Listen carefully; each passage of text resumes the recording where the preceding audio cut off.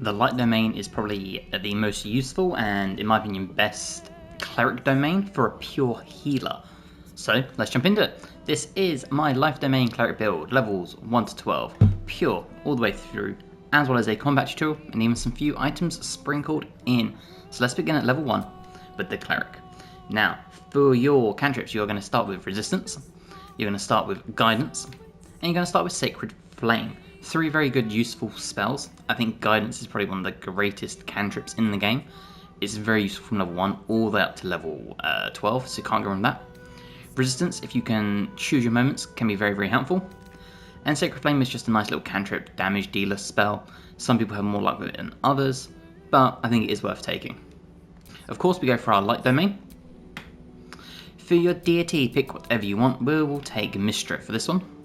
When it comes to your skill points, I would have this starting array: 10 in Strength, 14 in Dex, 17 in Constitution, as this will buff up your Constitution saving throws as well as your concentration for holding spells, 8 Intelligence, 16 Wisdom, as this is a Cleric's spellcasting modifier, and 8 in Charisma.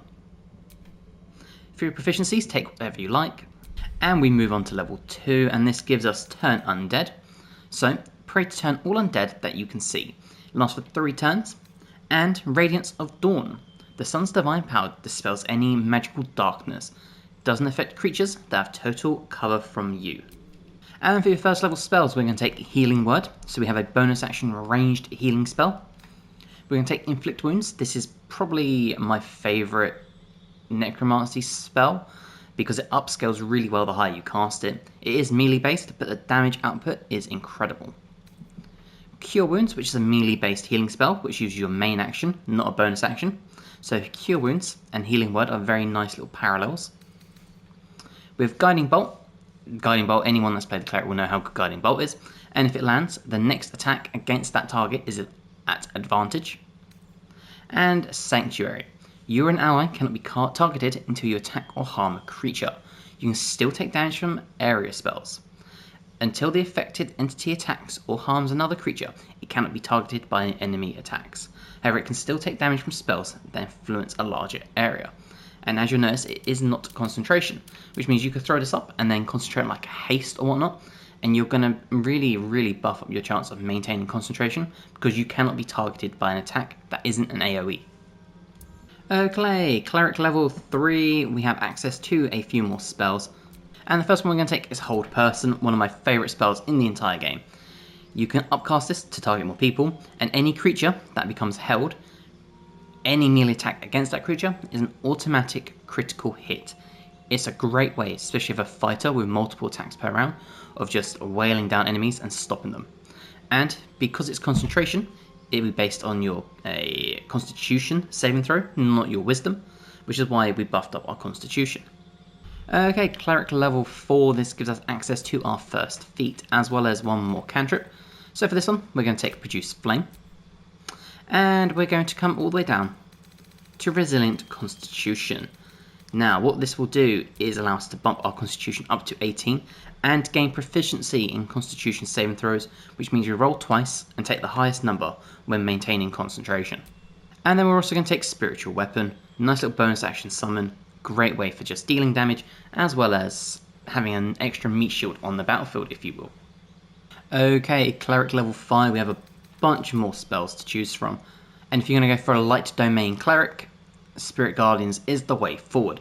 So I got a little confused. Life Domain is the healer. This is more of a basically radiant damage one. This pairs really nicely with a paladin, and you just pile out radiant damage.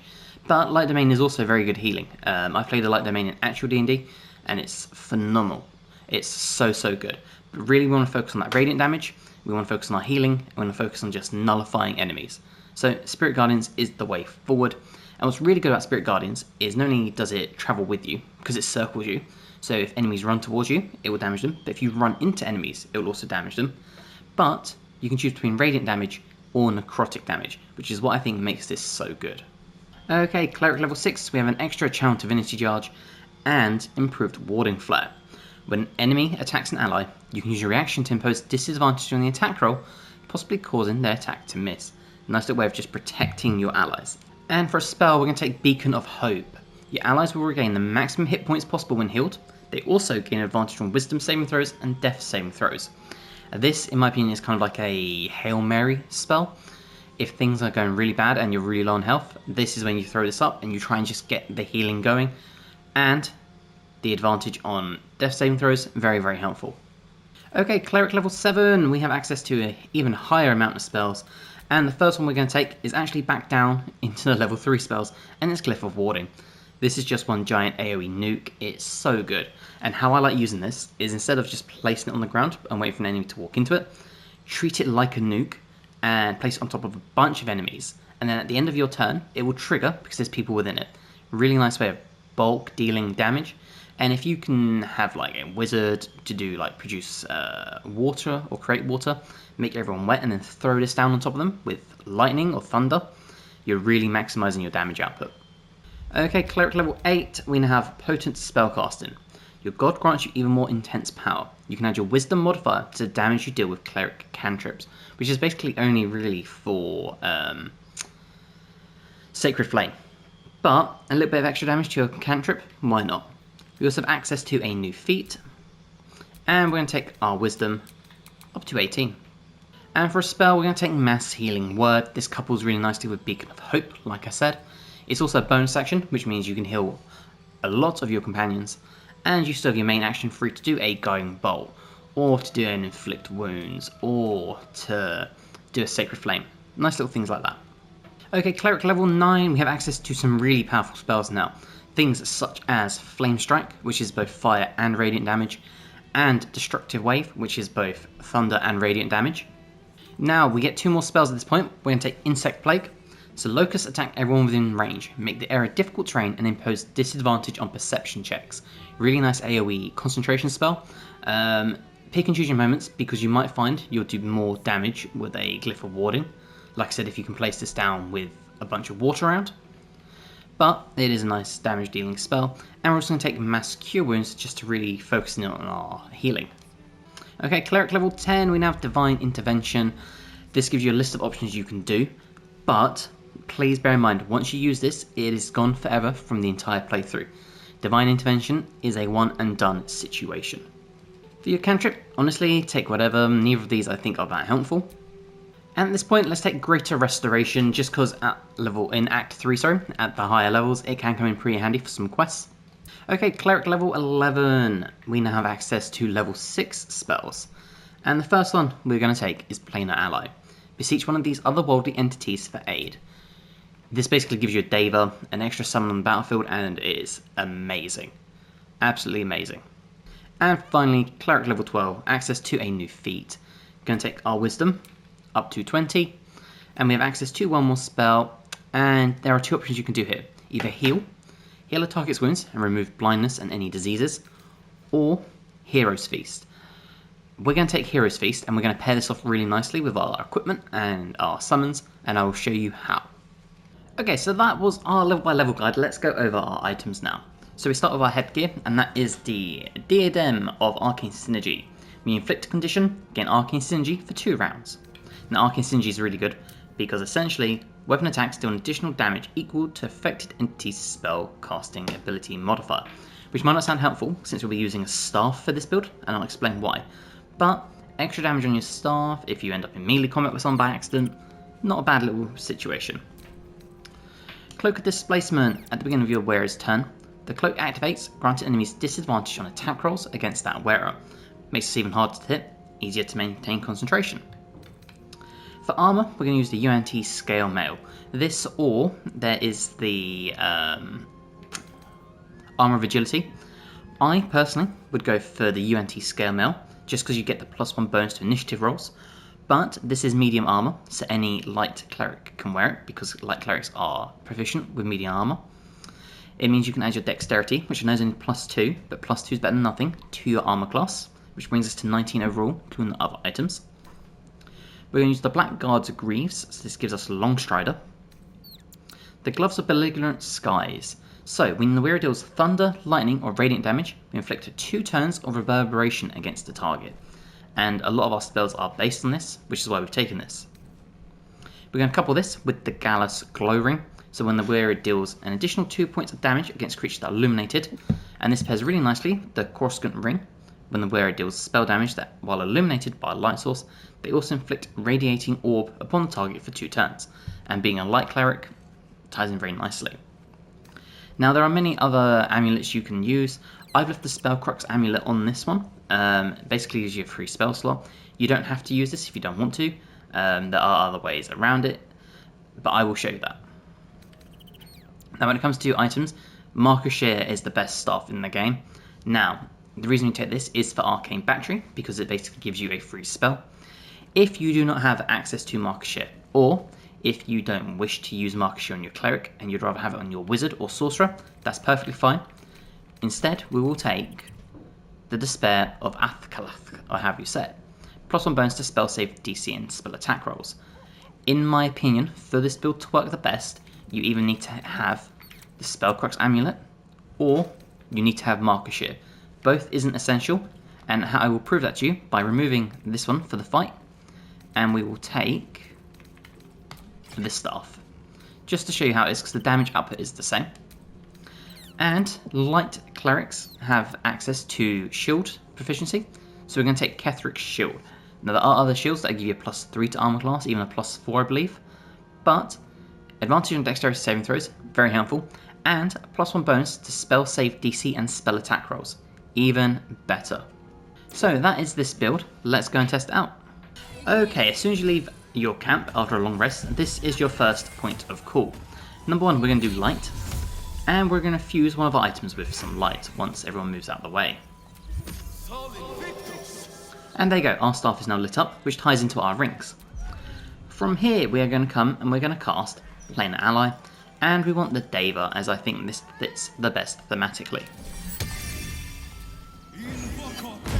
And there we go. And now this is where you need either Marker Shear or you need the Spellcrux amulet, because we only have access to one level 6 spell slot. But thanks to those, we can get more. So spell slot restoration, and now we have our level 6 back. And why this is so important is we can now do Hero's Feast, and we can cast it on everyone, including our Deva. And as you notice, our Deva, 136 HP,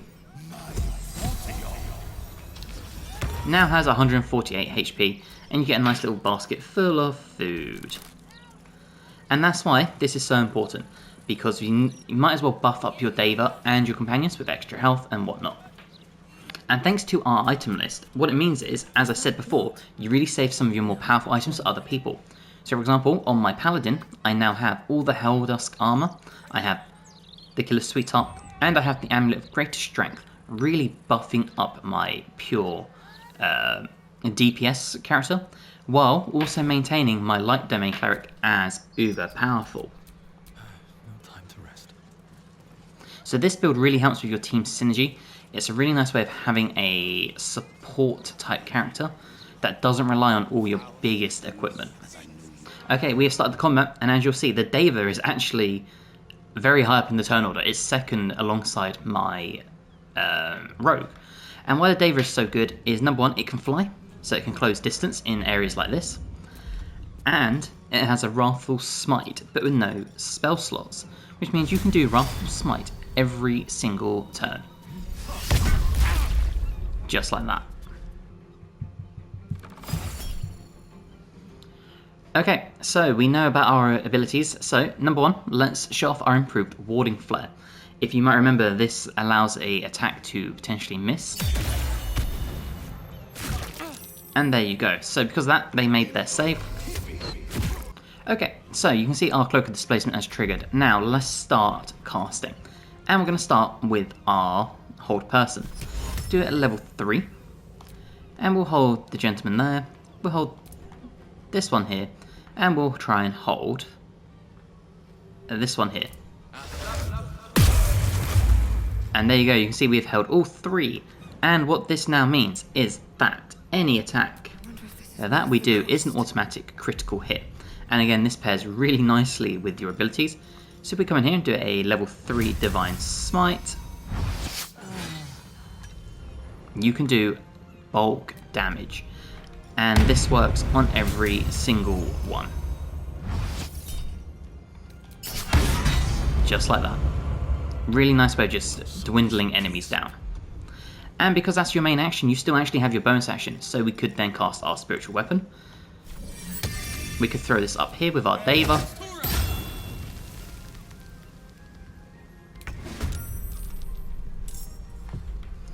And then this will in fact also have a critical hit. Just like that. And this also works with the Deva. So for example, if we were to come around here a little bit, we could shove our normal attack. So this will be a crit, so it'll be maximum damage, but that shows just how much damage these guys can do. That was a huge 58 damage from our Deva here. And again, you can do your improved warding flare if you want. Okay, we're back to our Cleric now, and let's test out our cantrips. So Sacred Flame, 50% chance, not high. Yeah, unfortunately it did miss, which I thought might happen. But again, we can then come back in here with our Mass Healing Word if we wanted to, and heal everyone up. Okay, let's try our Sacred Flame again, because I really want to show it working. So Sacred Flame, 50%, come on. There you go, and because of that, we now have the Radiating Orb. They also have Reverberation, so if we come into here, and we examine them, and then we come here, so Radiating Orb, -1 to attack rolls each remaining turn, also sheds bright light, and Reverberation. So, when the entity has 5 more turns of Reverberation, it takes 1 to 4 thunder damage and possibly falls prone. And again, this ties in so nicely with all our rings. Okay, I'm going to shove some more spells, and we are going to attack our Deva a little bit, so obviously, please bear in mind, I know this is going to happen, so you want to time this where you can. But, Destructive Wave, we're going to do Radiant. And there you go, huge damage. In fact, it actually didn't target our Deva at all, that's awesome. They got knocked prone, took even more Reverberation and Radiating Orbs, and took Radiant and Thunder damage, which is massive. And then of course with our Deva, we can close the gap even more, fly into here. Which is what makes the Deva so helpful. They are so useful for getting around the battlefield and then doing some big damage. And what you'll see is the Light Cleric has loads of abilities. It has Fireball, which we didn't even pick up. It has Scorching Ray, which we didn't choose. So many good options. Flame Strike. So let's do a Flame Strike on this one here, which is just like our Destructive Wave, but instead of being Thunder Radiant, it's Fire Radiant. And hopefully our Deva come in here with a Wrathful Smite and finish the fight. And that is my Light Domain Cleric build. Obviously you need to play a little bit more tactically than I did, just because we were just testing out spells to show them off. And we didn't even get to test off spells, such as Spirit Guardians, all that sort of fun stuff. But keep light up, get your rings triggering, get your Deva here, and you'll be amazed at how much you can do. And if we were, for example, to come in here and do a short rest, you'll see our Deva remains, and our staff is still lit up. Now please bear in mind, you do not restore your spell slots, but you do have a bunch of good options, and Hero's Feast will still stack. So you can safely short rest, you can recoup some of your health, but you won't lose any of your buffs or your summon, and your light on your staff still remains. So I hope you've enjoyed. If you have, please drop the episode a like, it helps me amazingly. Let me know in the comments what you think about this build, what you'd do differently, what items you'd use. If you're new and not subscribed, you'd like to, that'd also be amazing, and hopefully I'll see you guys in the next one. Bye guys.